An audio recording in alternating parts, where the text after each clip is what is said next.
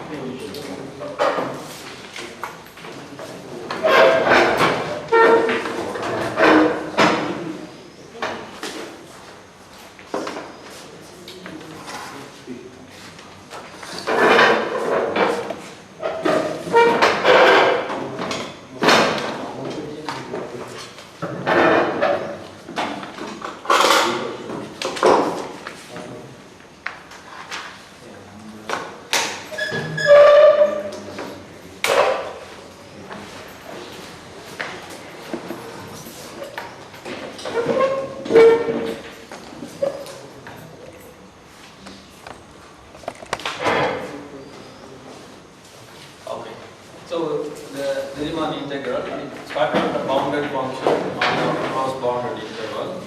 Then what we did was we took a partition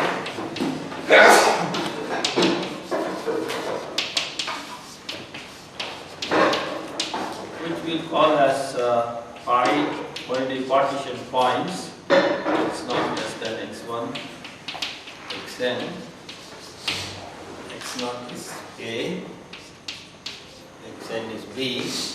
Then we can do one thing. Just from the point of view, what I am going to do shortly is take x0 and then x1, then x1, x2, except the last one, which is xn minus 1 xn. We will look at these intervals. Call these as I1, call this as I2, call this as In. Just for the sake of being disjoint, I made them like that. Okay.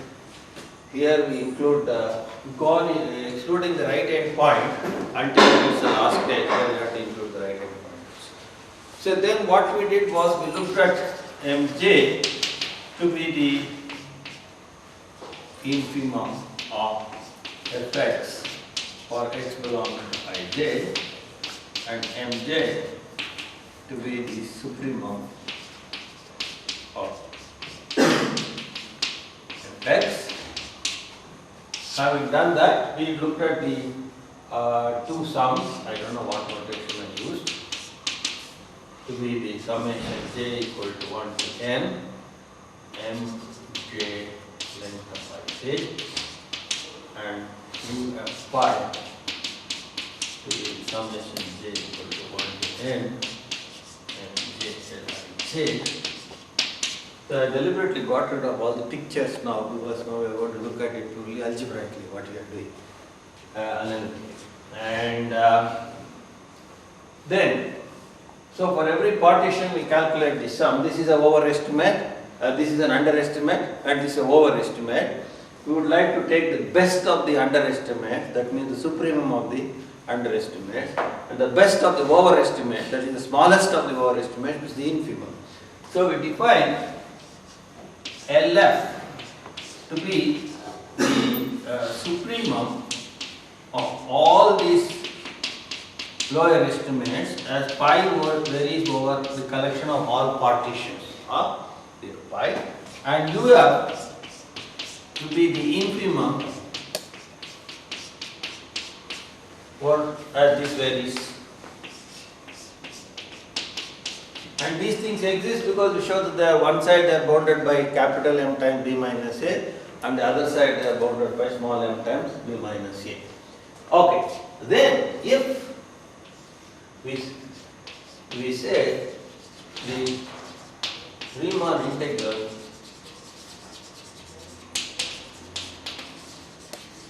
of f is defined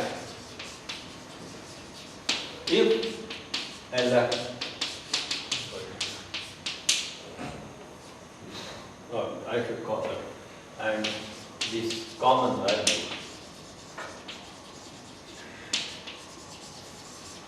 is called the Riemann integral of f over I. This is the general situation as far as the Riemann integral is concerned. Of course, we will have to see what question to be remaining to be answered is under what conditions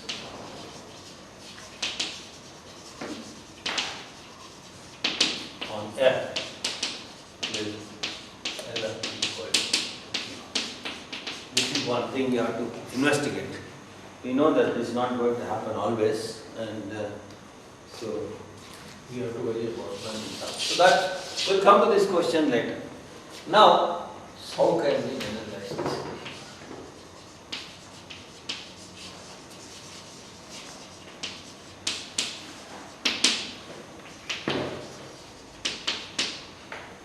Sir, Yes.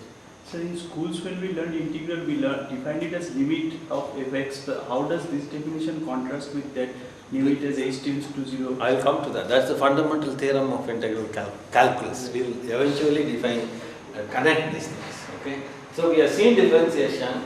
Now we are seeing what is known as Riemann integration, definite integral. We will also introduce the notion of anti-differentiation, which is that indefinite integral, and the connection between all of them gives that result. I think this partition can be doing a correction of partitions. Yes. We take the supremum over the different partitions. Yes. So the smaller the partition, smaller each part, the parts of the partitions. Yes. I think that will. No, that's not what he says. No, He's saying that evaluating at the lower limit and the yeah, upper we limit. defined limit as h tends to 0 of h into fx plus h. Where each that part is up, Yeah, right, then. that's right. So we see once the supremum exists, then we can take a sequence of partitions and try to get it. The supremum can be approached by a sequence. Okay, that is the limit that they are trying to do. Okay, but a priori I don't know whether the supremum exists. If the supremum and the infimum exist and they are equal, then one of them, the supremum being a limit point, can be approached by a sequence of partitions. Okay, and you know that we will show a lot of properties about these partitions, refinement of the partitions, what happens when you refine the partitions. We start getting closer and closer to the limit, and therefore it happens. Okay, that's eventually what will happen. But that's cheating in the sense that you straight away define like that, then you may chase one sequence going and it may converge to something. You may have another sequence of partition which may converge to something else. A priori you must establish that the supremum exists, therefore all of them will go to that only. That problem is there. Otherwise you have to be a little bit careful. So we will come to all those subtle questions later. Right now, this is exactly how we define the Riemann integral. And we will ask various questions. We are not going to answer any of them at present, today's class or whatever. We are going to ask various types of questions, various types of generalizations that we can make, and various types of questions that we should and we can raise. Answers one by one we will start getting. Okay. There are many ways of looking. So, therefore, we shall look at this from different angles.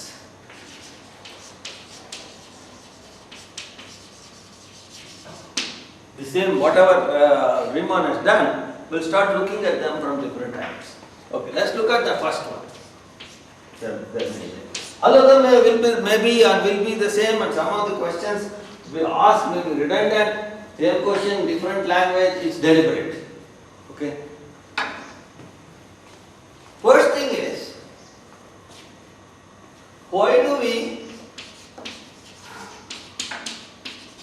partition I into subintervals?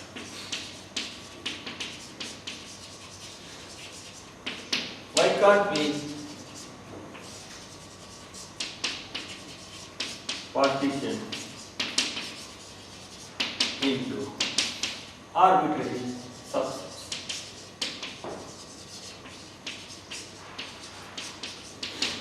That's the first question. So therefore what we will do is the following. Suppose, now we don't know whether all this works, what is the technicality about it, or we will worry about all that later. Suppose E1, E2, En, let's call it as some other name now, P, is a partition of E of I into disjoint subsets.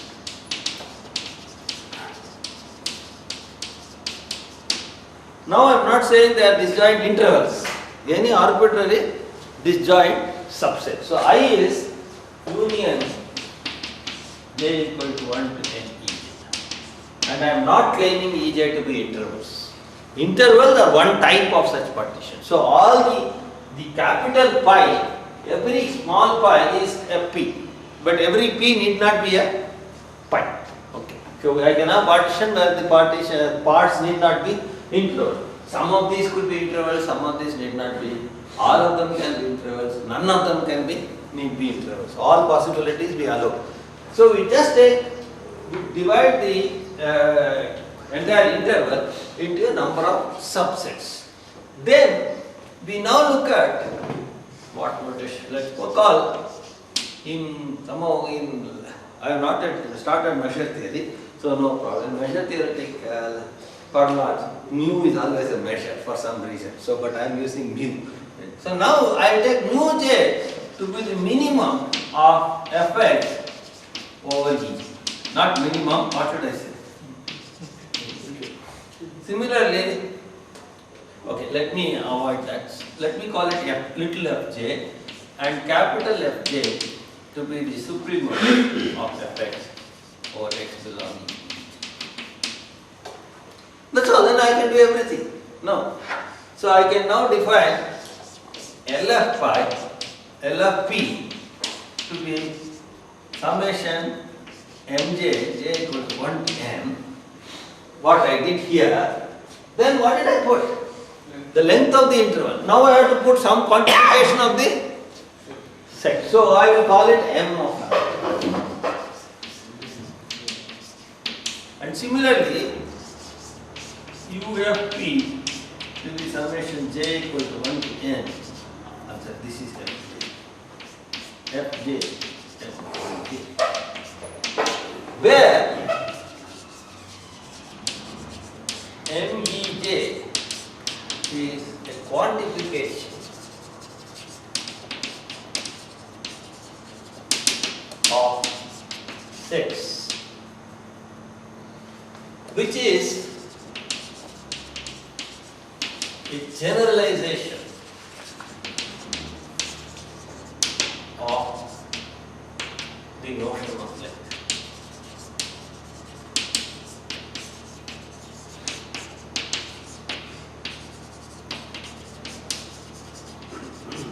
Notion of the length of an interval. Now what do we mean by generalization? In the sense that whenever one of these Ej's turns out to be an interval, that m of Ej must be equal to the length of Ej. So then I should not lose what I have, and I should just raise myself one step above. I have all this, but whenever you give something new other than intervals, that also I can quantify. I don't know whether I can do it or not.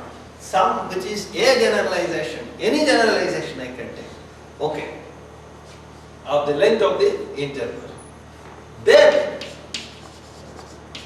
we call P to be the collection of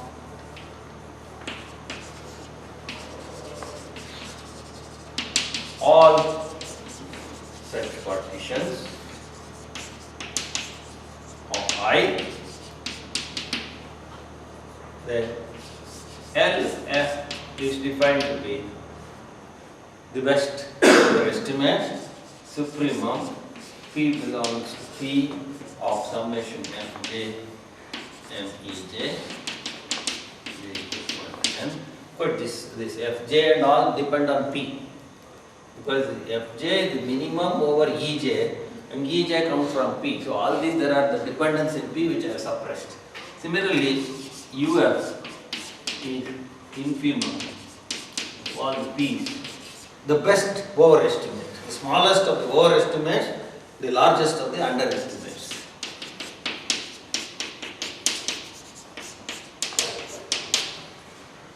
Okay, having done that, again, same story. We say that function is generalized integrable. Where does the generalized come from? What is the quantification that I give for sets? Depending on the quantification I give for sets, I will get different types of integrals. So at the moment, we can only say that if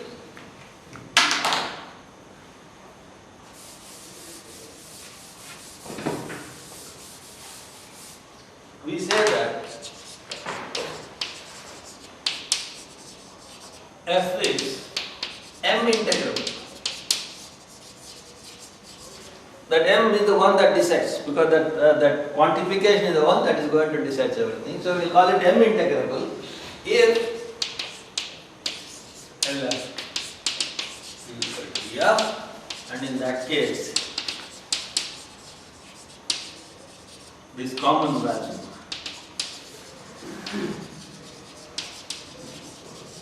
is common, the m integral of that.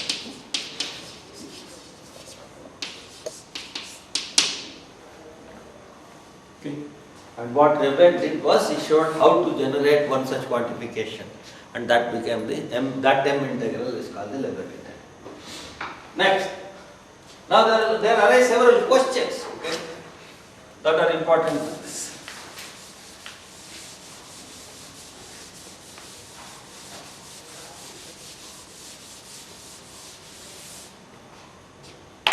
So some questions.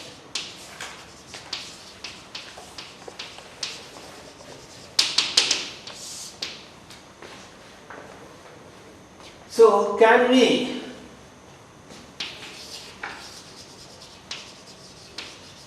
get some generalization of the notion of length of an integral to that of m over a set E? That's one important point, because up to this no problem. It is here we wanted this quantification. So can we do that? Okay. Next question is, I will come to this question, first question shortly, little more questions involved in that. Secondly, once we do that, such a generalization, find under what conditions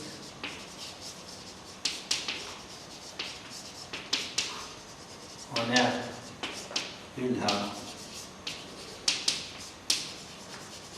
LF, so that we can define the integral. Under what conditions will that be? And the answer to this question is eventually the construction of the Lebesgue measure. The answer to the second question is essentially the notion of measurability of a function. Okay.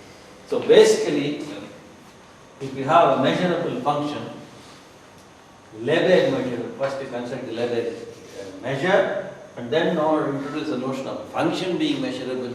Then once you have a Lebesgue measurable function, you can integrate it over the Lebesgue. There is one more. If you can do this, the requirement of having to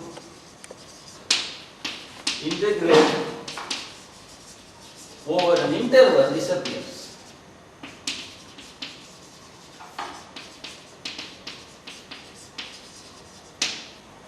Because why? After all, we are partitioning, any set could have been partitioned like this, E1, E2, En. So the question does disappear, so we could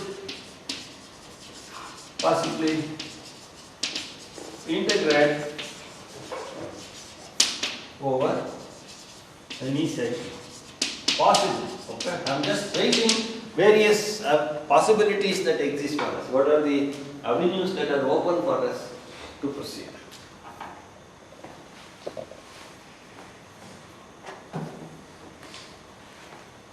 Now I will come to these questions 1, 2, 3. I will call it as 1, 1, 1, 2, 1, 3. All these questions came about by using this idea of generalization.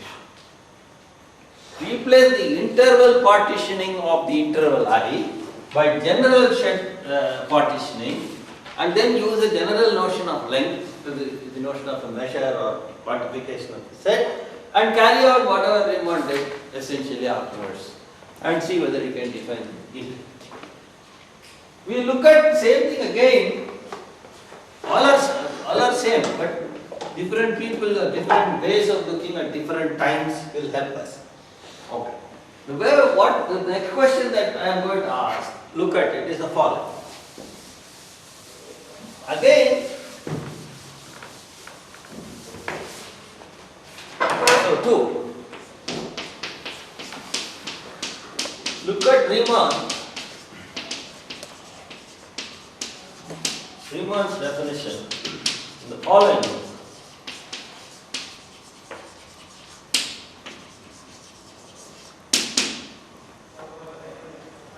Now what does Riemann do? To look at Riemann, again we have I, the interval AB. Again we have the partition x0, x1, x2, xn. Then we have this ij's. I1 is x0 to x1.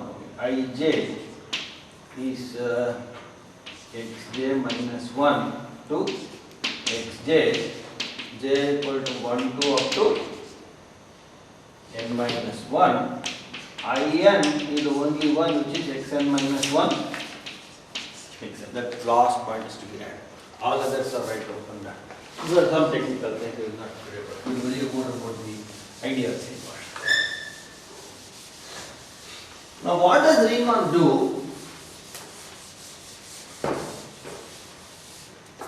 He says, recollect the picture again if you want to.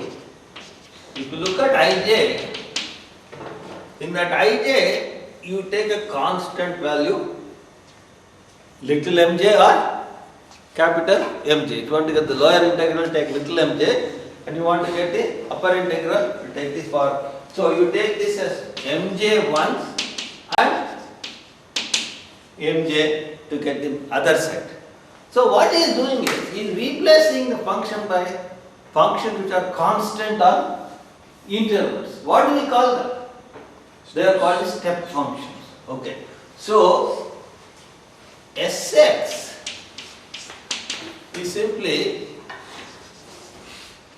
mj times, let's call it as Sf.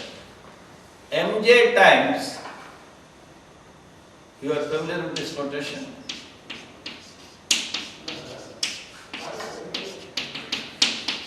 The characteristic function of the interval, so chi e x is equal to 1 if x belongs to e, 0 if x does not belong. So that's called the characteristic function of the set E. So you take 1 on that interval. So on ij what happens? Only the jth term survives, all other terms will be 0, and this is 1 and that becomes mj. Okay. So you can write, this is a step function and I will call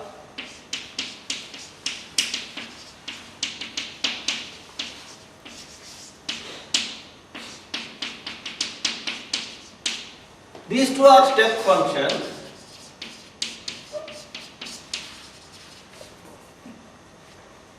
Okay, and you have this SF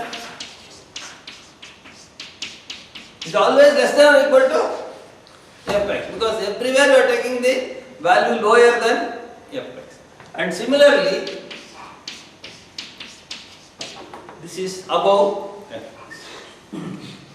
So, we have step functions. Once dividing this into partitions, etc., etc., etc., is tantamount to finding a step function which is lower than Fx and a step function which is above Fx.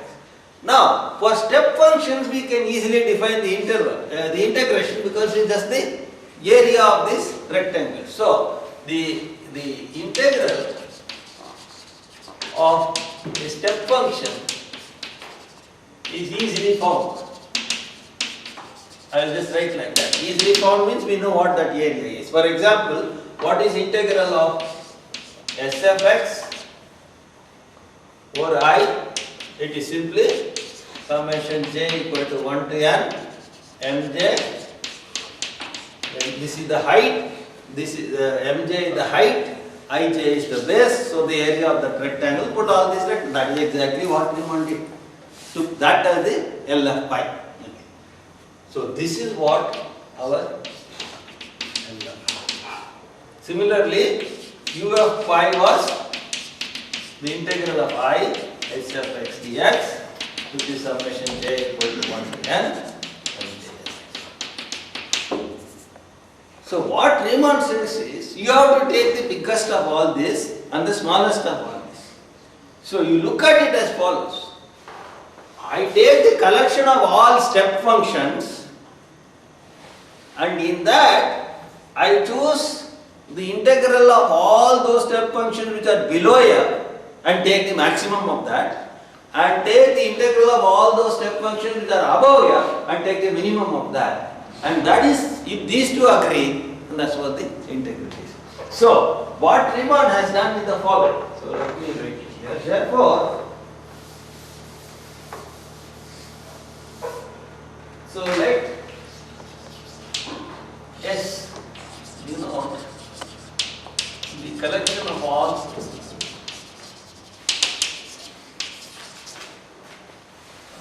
step functions over it. Then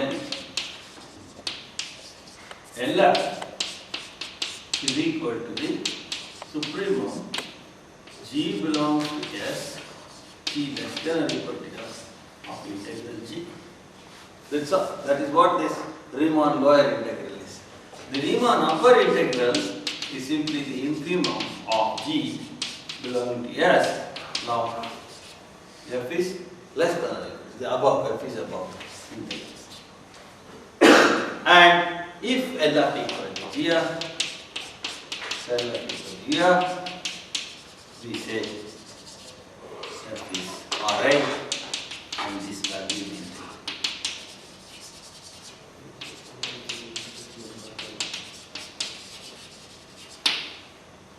3. Okay? So, another way of looking at the Riemann integral is approximate the function from below by step functions and do the best approximation possible, and correspondingly do the approximation to the integrals. Approximate from above by step functions and therefore approximate the value of the integral from above by the value of the integrals of these step functions, and if you're lucky, if they match, bingo, you got the jackpot, you got the integral of the function.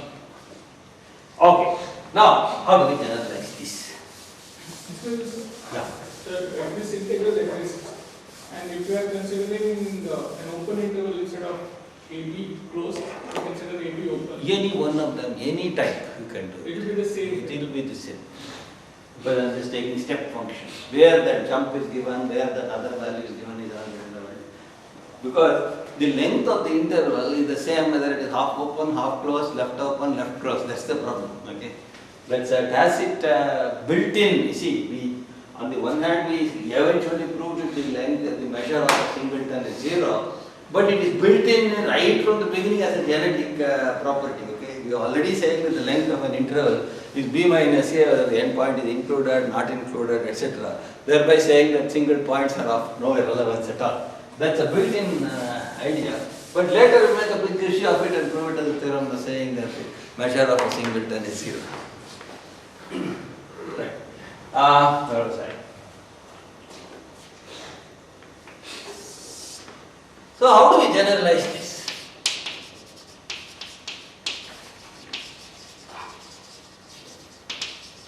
In other words, we saw already one generalization.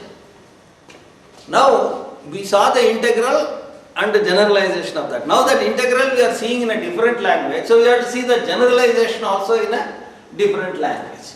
Now what was the previous generalization? We replace the interval by arbitrary sets. So therefore, we have to, what is the step function we got?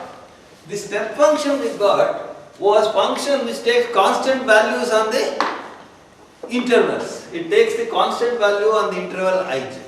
So therefore, I must replace that step function by a more general version of the step function which takes constant values on sets, which are the characteristic functions multiplied by this. So we have to replace ij by general sets ej, and instead of step functions SF and SF, look at functions phi f, which is equal to summation mj chi ejx, j equal to 1 to n, and phi f, which is equal to j equal to 1 to n, mj chi ejx. I didn't call them mj and mj, I call them little fj and fj before. Okay?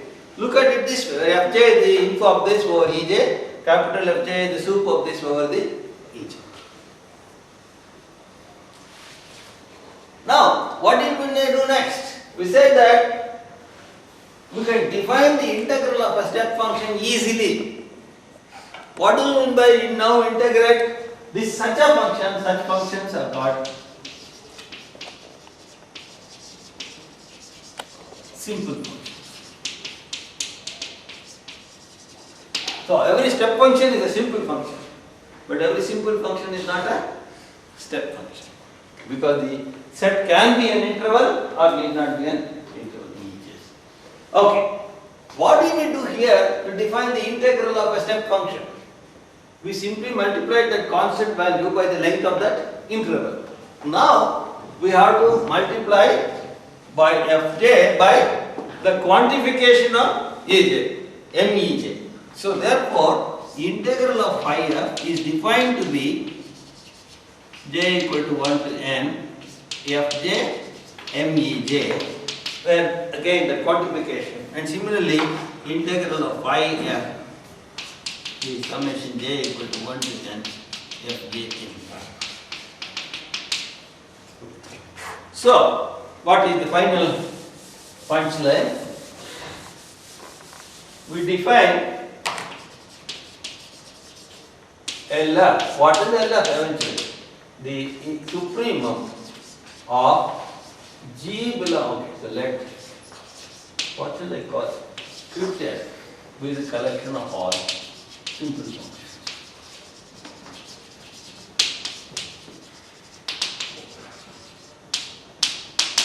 Okay. The same story again. Now LF is the G belonging to S. G is external to F. What shall I? Okay. Integral G and UF is the infimum of G belonging to S. F plus G, and if these two agree, F is M integral. M integral.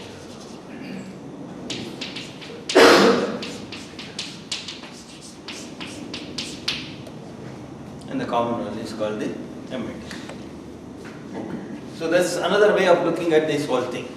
The same thing, whatever we did, we are now looking at it in a different manner. The question therefore is again,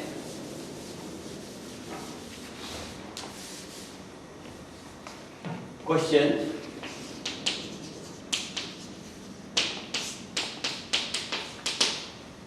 can we choose any EJS partition for our partitions? Then what conditions?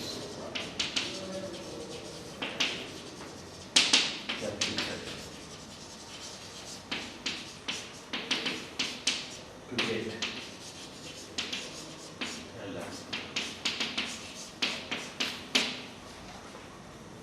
okay, so those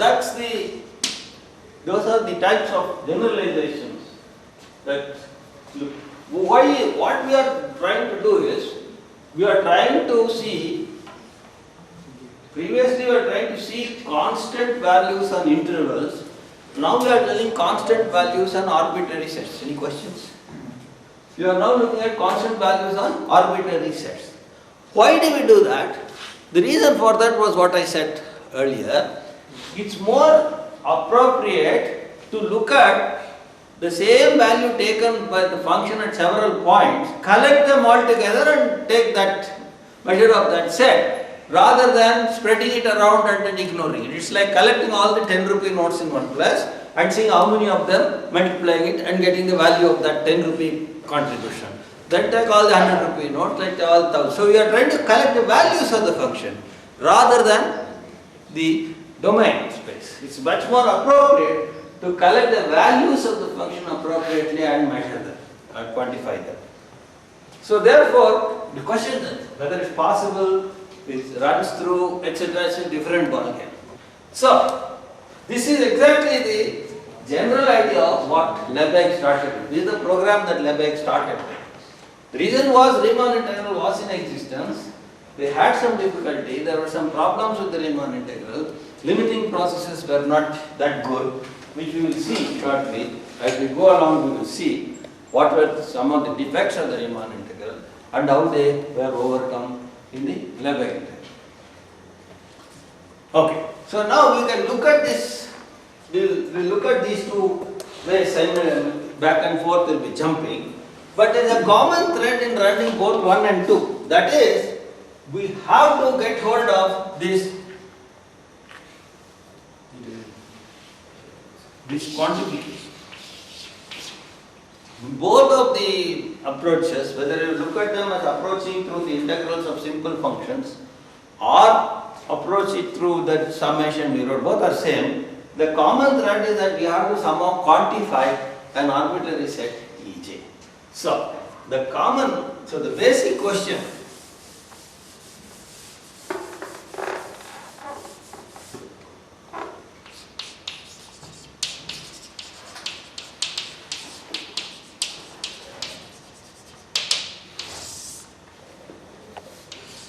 can be generalized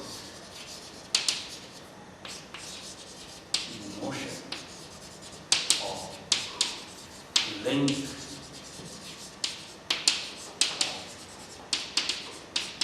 interval to that of quantification of an arbitrary set.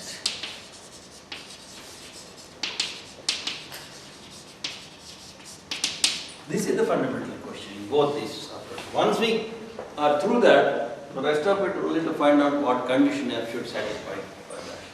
Okay, so now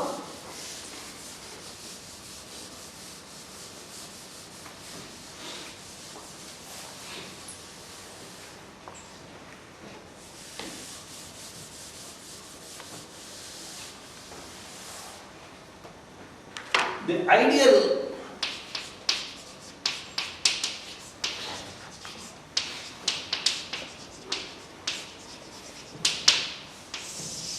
situation that we should get into is the following. We must be able to do it for all sets C.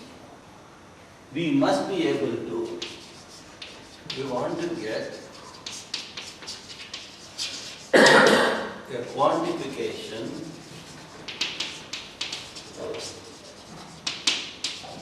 M from all subsets of R to, I'll put there, I'll make it such that Mi is Li whenever I is an, at least minimum this, afterwards we will see. But this is not correct, because the interval is infinite length. This will have infinity, so this has to be from extended real number. Plus infinity is also allowed.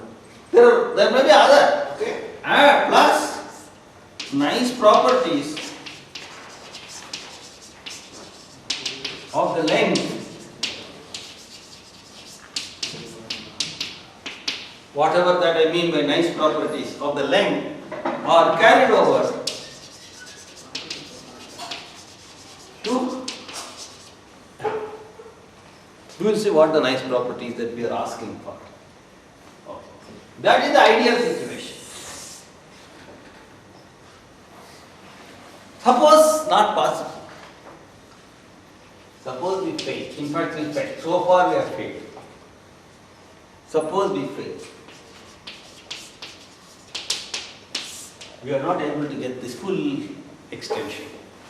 There is no measure on the real line which quantifies every subset of the real line and agrees with the interval whenever you have the set to be interval. There is no such measure. So, in the worst case is stop with intervals. That's, the ball game is over. Okay. Now, the thing is, how far can we get? Then how far can we get?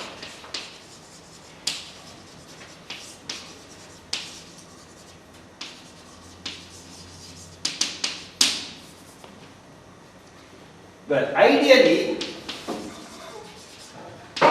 we must get at least this far. How far? One, the collection of sets that we can quantify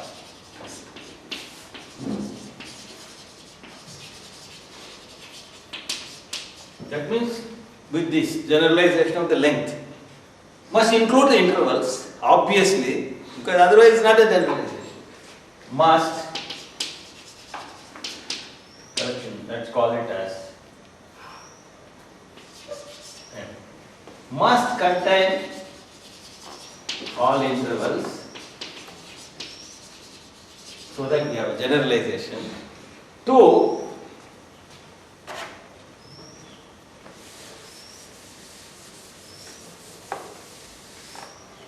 must be self-contained.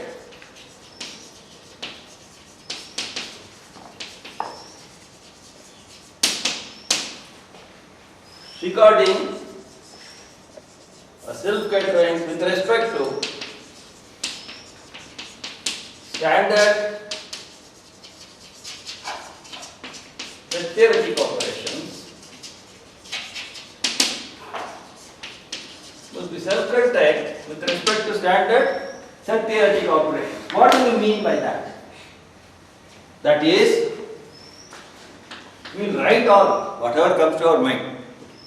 Yeah. We have all this collection. Now there are various set theoretic operations. The simplest one is the operation which involves only one set, that is complementation. That's called unary operation on the set. So, It must be self-contained. That is, if A belongs to this collection, we want complement also to belong to that collection. So it must be self-contained as far as the process of complementing is concerned. If I take somebody in that and complement, I am in that only. I am not going out of that universe. So it is self-contained. 2. It is self-contained as far as taking union is concerned. Well, if I take 2, then 3 also will be there. Because A union B union C, A union B is there, and so A union B union C will also be there. So, and therefore, finite unions are also there. Finite unions of M sets are also in M. C, intersection.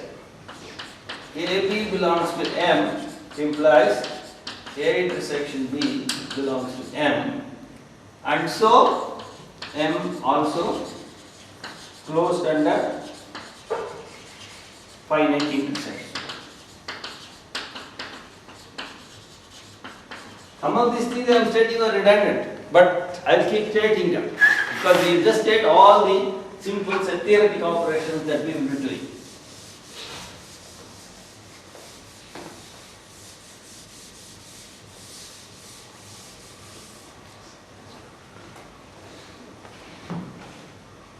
D, so unions are over, intersections are over, we get a little bit, we get a little bit more adventurous. We will say now, instead of finite, I will take countable union. So closed under countable union, that is A, J belongs to M, or all in M, implies union J belongs to M, J belongs to M. Closed under countable intersection. Closed under countable intersection. That is J belongs to M. M implies intersection. M.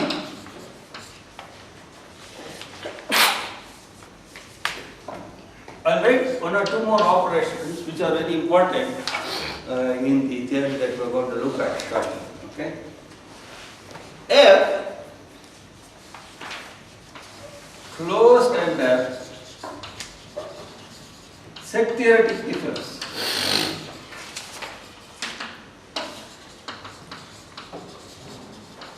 That is, A belongs to M, B belongs to M, implies A minus B belongs to M. Set theoretic difference. From A, remove all the B points, whatever is remaining, that is called A minus B. And now, of course, from finite and this it follows, but still closed under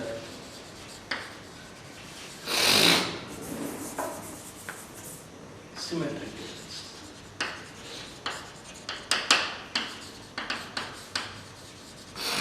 That is, A belongs to M, B belongs to M, A delta B. The symmetric difference is A delta B, which is nothing but take difference symmetrically, A minus B and B minus A. That should be in. So these are some of the standard binary operations that we do on sets. First one is, now you will say the following. Suppose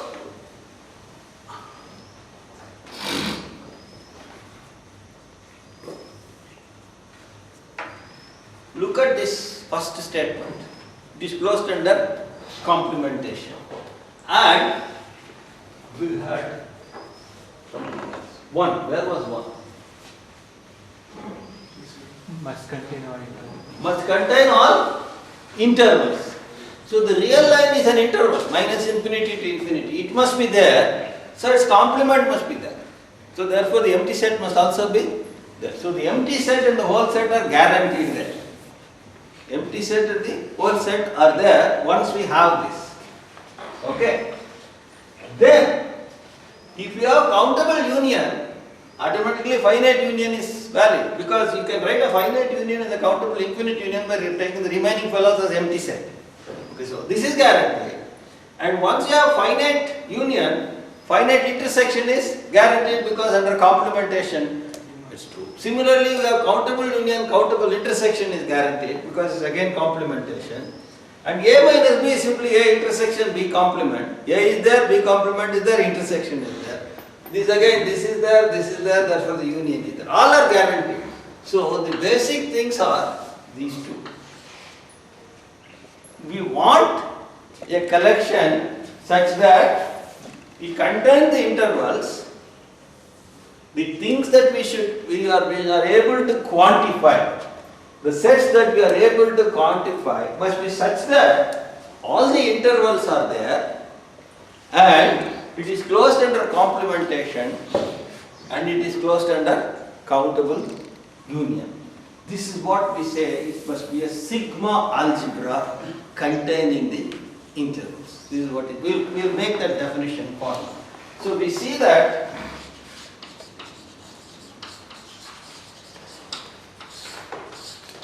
E is a part of this M, A, B imply A and D, imply all other things. Okay, so these are the important things that we want. And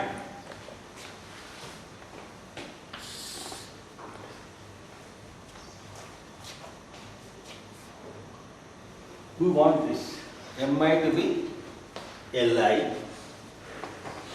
want Mi to be Li for every I in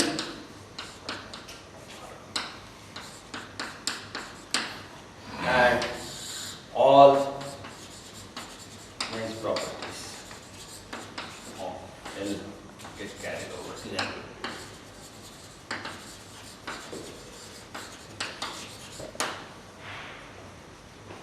Now so therefore, what we are looking at is, we want to get hold of a sigma algebra which contains the intervals and a quantification of the length or the quantification of the sets in the sigma algebra, which is a generalization of the length.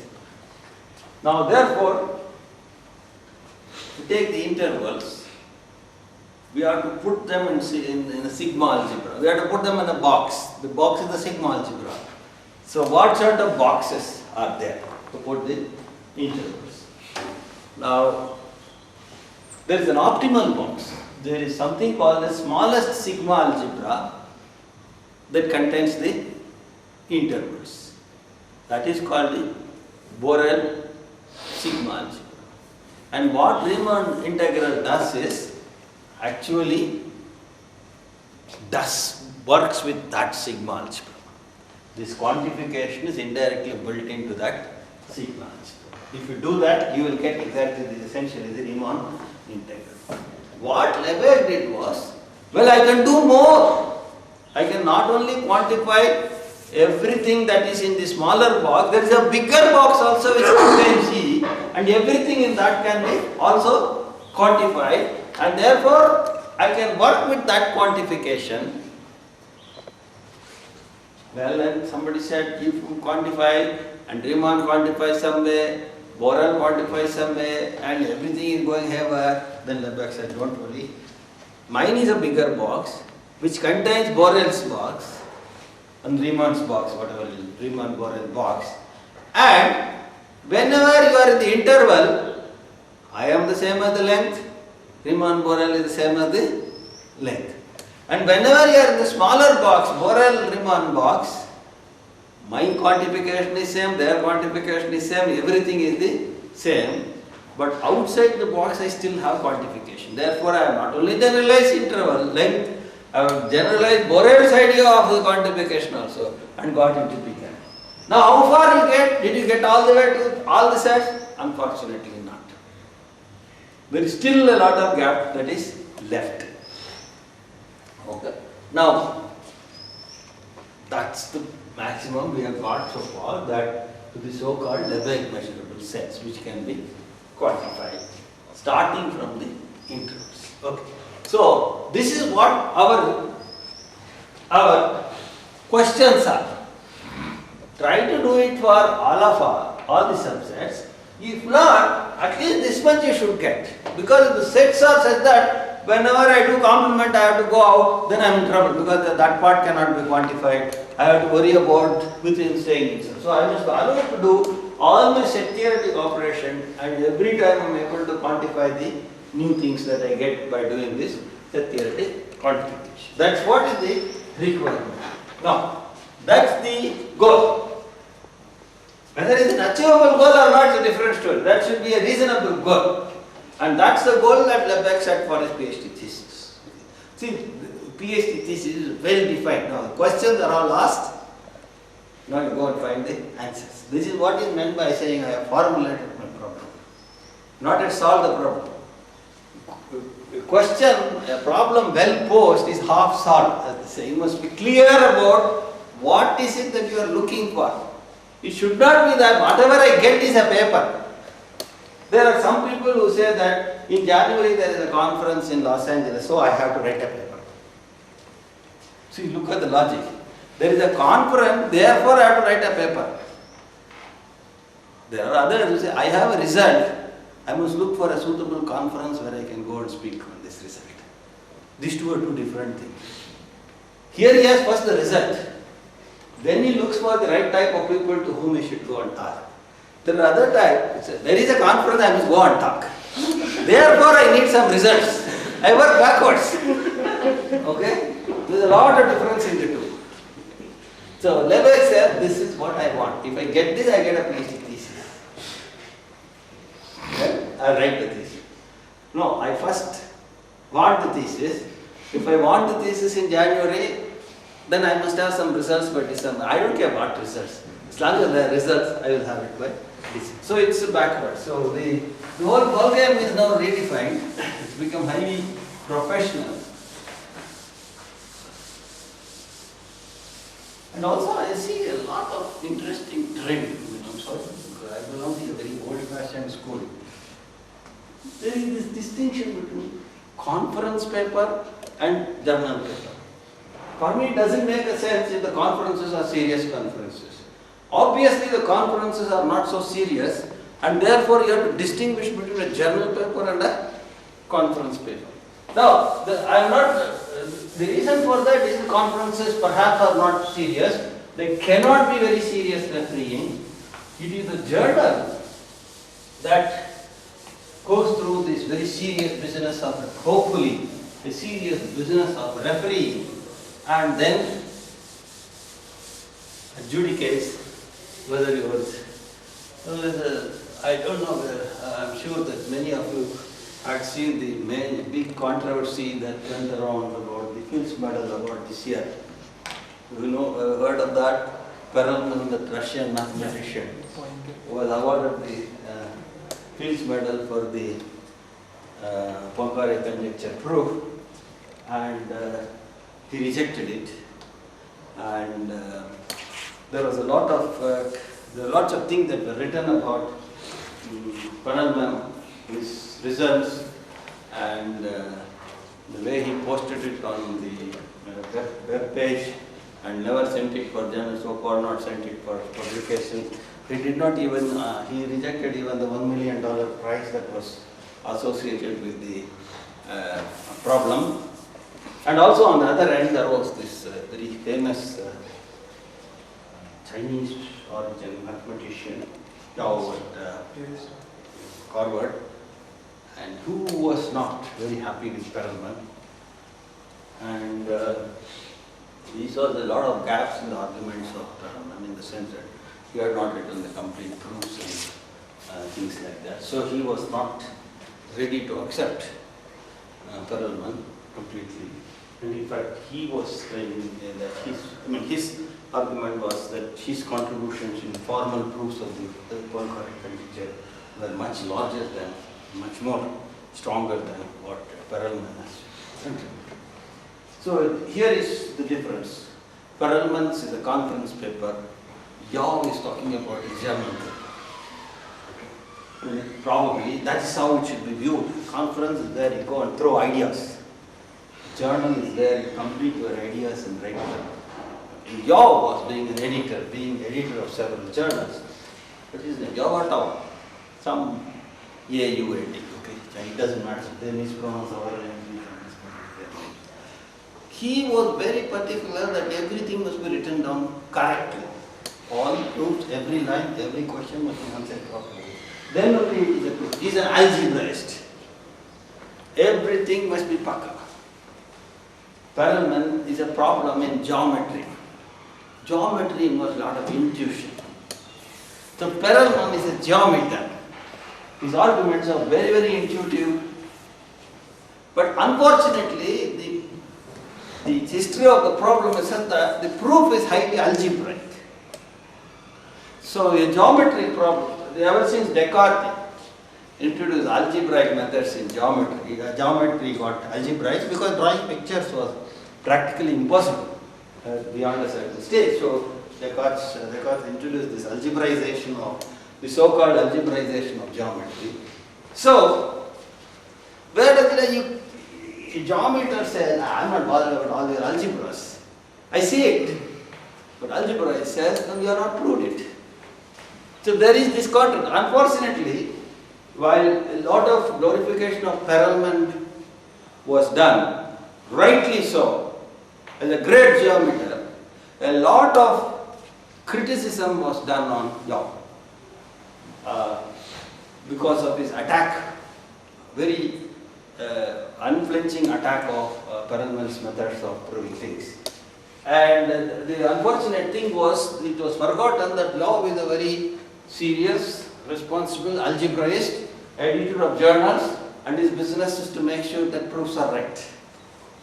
So, on the one hand, the glorification of Perelman was right, but on the other hand, what should I say, the meaning of Yaw was totally incorrect. There were some very bad articles,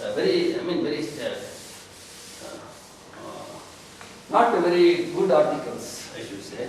Bad taste, articles in bad taste written about Yaw and all these. By people perhaps who are not very well versed in the algebraic geometry, the way the algebras work, the way the geometers work, and so on and so forth.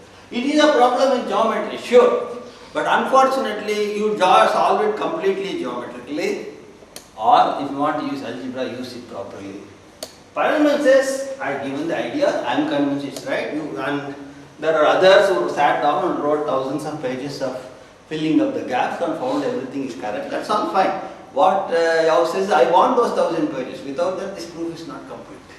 So there is this difference. Perelman is a man who just throws the ideas. He has seen it, he is satisfied, he is gone. He came, he conquered, he saw the problem, he conquered it and went. But this professional way of eventually logging it and recording it is what Yaw's business is. It has to be done properly. So there was a controversy. So probably conferences must be aiming at throwing ideas. Journals must be aiming at complete all the dotting the I's and the stroking the T's. They will be taken care of perfectly. Okay. So with that, here is what Leibniz did. He did everything perfectly and showed that it can be done. It is not an incomplete thing. So this far you can go on the quantification process.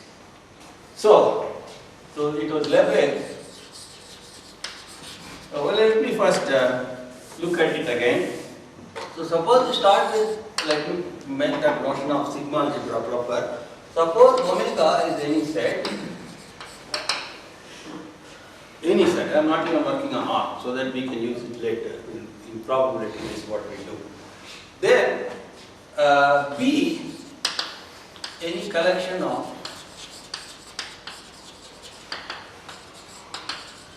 subsets of omega. In general probability theory, this is the space of all possible outcomes, with the space of all events. Okay.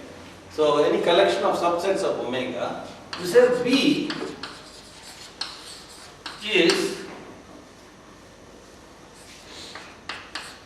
an algebra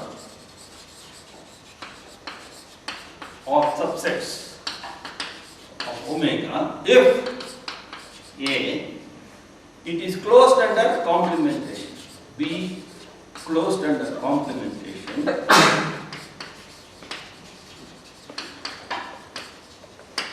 That is, A belongs to B, like A complement belongs to B. And B closed under finite union. That is, A1, A2, AN belongs to B, implies union J into 1 union AJ.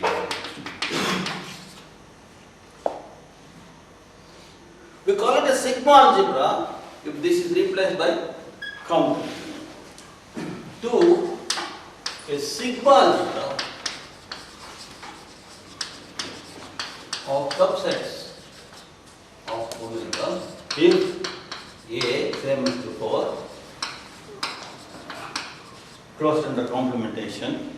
B, now AJ is sequence belongs to B plus union.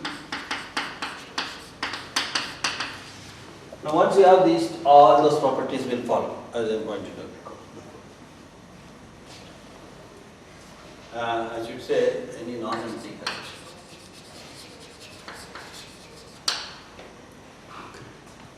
Now, remark 1, omega belongs to every algebra.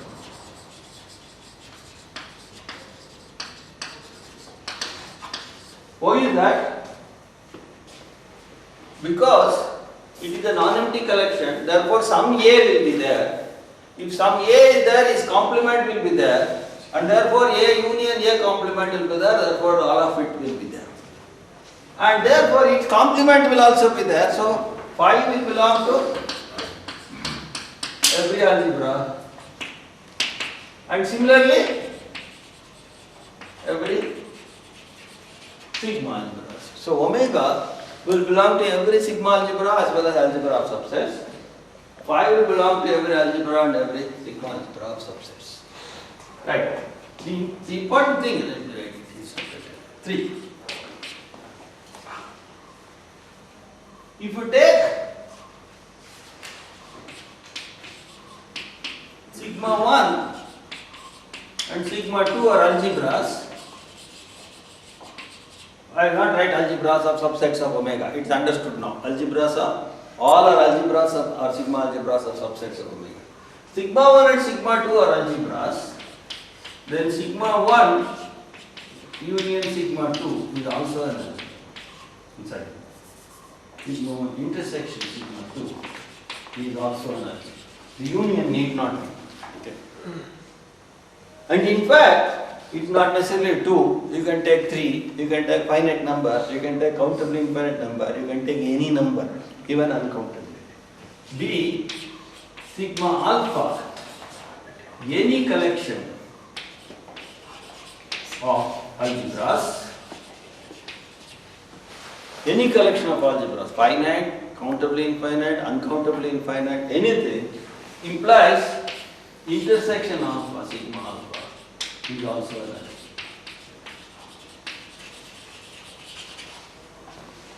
Okay. So the intersection of any number of algebras is an algebra. The intersection of the omega and phi, the exactly same way A and B hold. If you replace algebra with sigma algebra.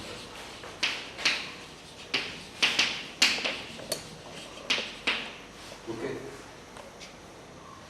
The intersection of any two sigma algebras is sigma algebra and you take any number of sigma algebras and intersect them, it will still be a sigma algebra.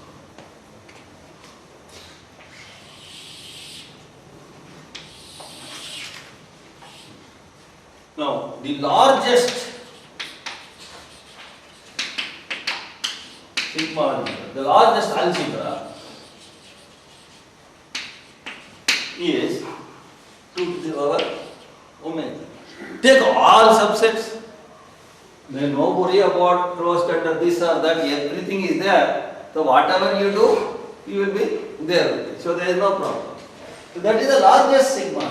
Similarly, the largest sigma algebra is 2. What is the smallest? Whole and null. Because we minimum need omega and phi. Very evident. So that just put them, the form of algebra is this, and it is also the smallest sigma algebra. So what is in between is what is important. Okay. Would be interesting. Good ideal situation is we would like to work with this so that we are working with all possible subsets. The lousiest situation is this, you are not working with anything at all. Okay, this 0, 1, per cosmogram 0, 1 business, either full or nothing. Okay, so that sort of situation we are working with. What is interesting will be, well, there is some justice. If we are very lucky, we will end up with this. But if we are terribly unlucky, we will end up with this. But if there is some justice in this world, depending on your karma, you will end up somewhere in between. Okay. Somewhere between the largest and the smallest subset. Okay. Right. Now you start with X, B, let me call it E. Let E be any collection of any non-empty collection of subsets of omega. I am not saying it's an algebra, I am not saying it is a sigma algebra. I am just taking some collection of subsets of omega. Then let me call this as sigma largest and this as the sigma smallest. Then here is E in the world of 2 to the omega. This is the world of 2 to the omega. In that E is some collection of subsets of omega. This is all subsets of omega. This is sum of them. But this may or may not be an algebra. But there is at least one algebra which encompasses this. Okay. So 2 to the omega sigma L is an algebra that encompasses or that contains. So now let sigma E be the, let me put it this way. This is also not correct. Okay, I will put sigma E be the collection of all I am doing algebras, no? So let me AE. AE be the collection of all algebras that contain all algebras that contain. This collection is non-empty because sigma L is a part of this. Here also I put AL. I put 2 to this. That's better. Now, this is a part of this because it is an algebra, it contains E, so it will be in the collection of all algebras that contain E. Now, therefore, this is a non-empty collection. Look at intersection of all the algebras such that A belongs to. Take the intersection of all the algebras that contain E. Take the intersection of all the algebras that contain E. Intersection of any collection of algebras is an algebra. Therefore, that must be an algebra. All of them contain E, therefore the intersection also contains E. So it is also an algebra containing E. And it is contained in all other algebras which contain. Therefore, this is the smallest algebra that contains E. So it's the smallest algebra that contains. we call it as AE. We call it the algebra generated by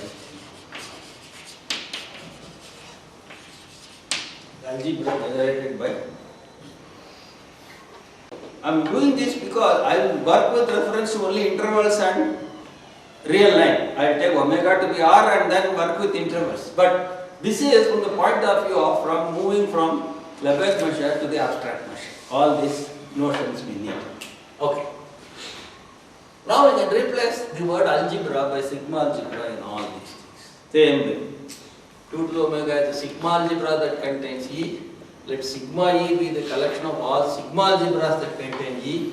Then the integral is the smallest sigma algebra that contains E. So is it belongs to or is it contains? Which one? In that intersection. This belongs to. Because this is the collection of every element of it is a sigma algebra. It belongs to. It's a collection of sigma algebras. And this is called algebra. Oh, I wrote it. Similarly, we have sigma algebra generated by. Take all sigma algebras that contain E, take their intersection, that's a sigma algebra that contains E and it is smallest. So that is called the sigma algebra generated by.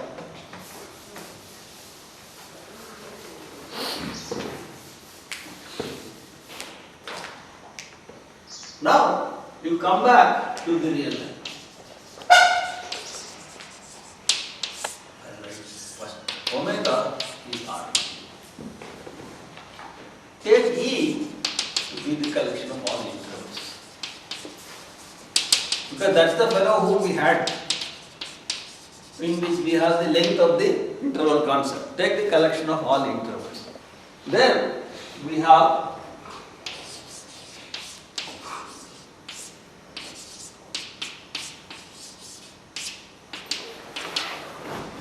the sigma algebra generated by the intervals and the algebra generated by the intervals. The sigma algebra generated by these intervals is called the Borel sigma. And any set which is in this is called a Borel set. What is this? We will see what that is shortly. Okay. What does that look like? It's much easier. Pardon? Borel sigma algebra is for any general linear. No, I am Borel sigma algebra of R. In R. We will see that in a little more detail and then see how to define Borel sigma algebra in a general topological space or a metric space. Right now we are looking, that's why I put omega to be R, E to be intervals. Okay. Then we will see it in different ways.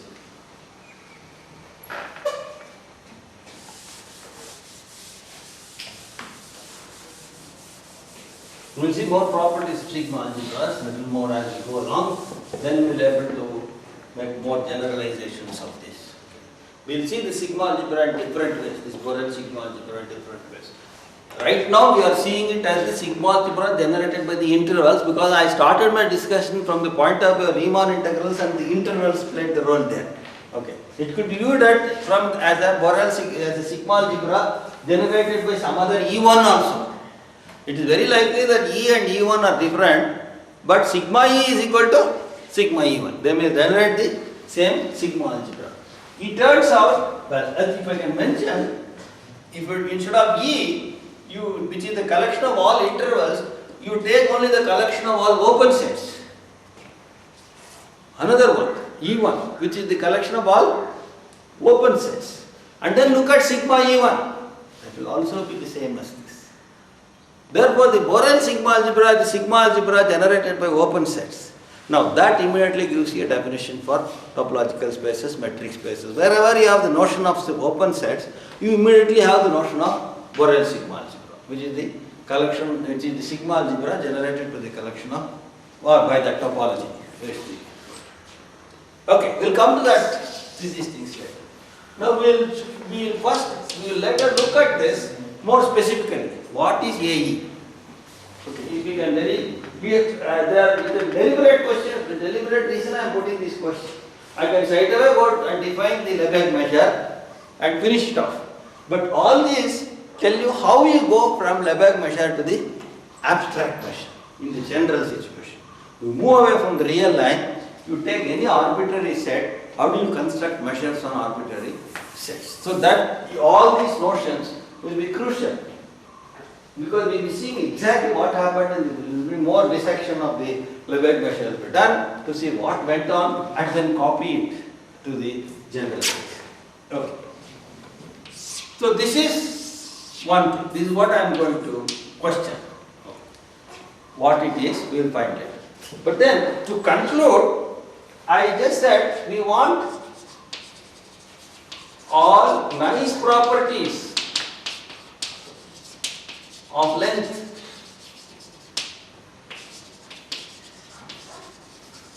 to be carried over to our quantification M.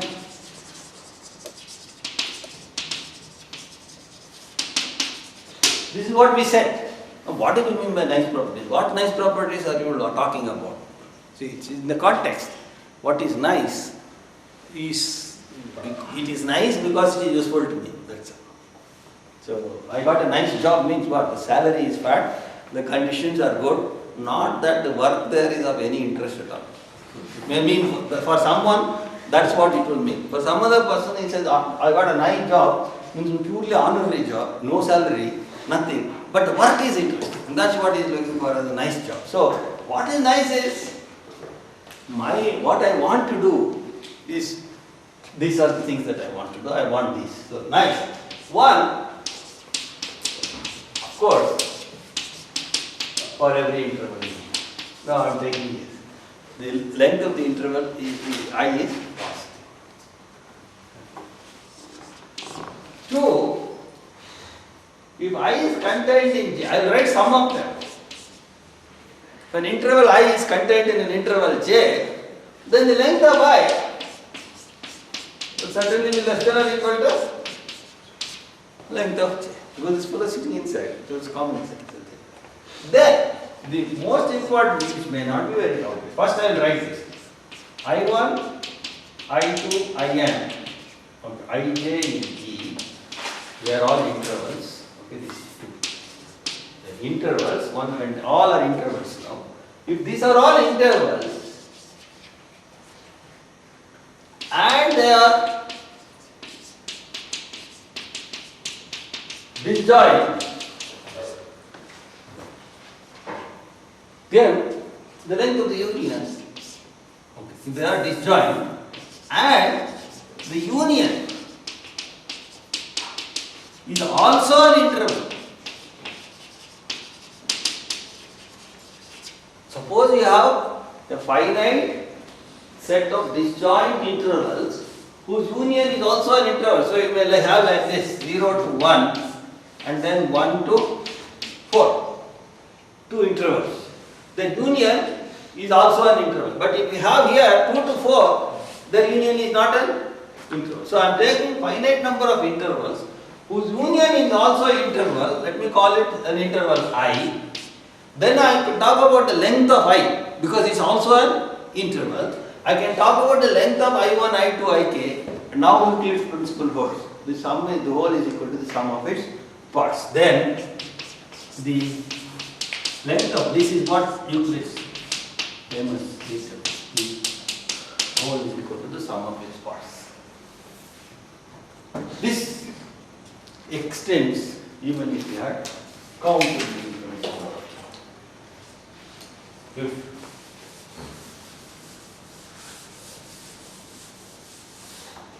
for I j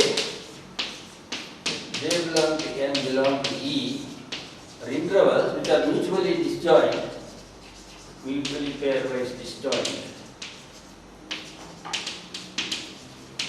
and union j belong to n I j equal to I also an interval implies the length of union is common.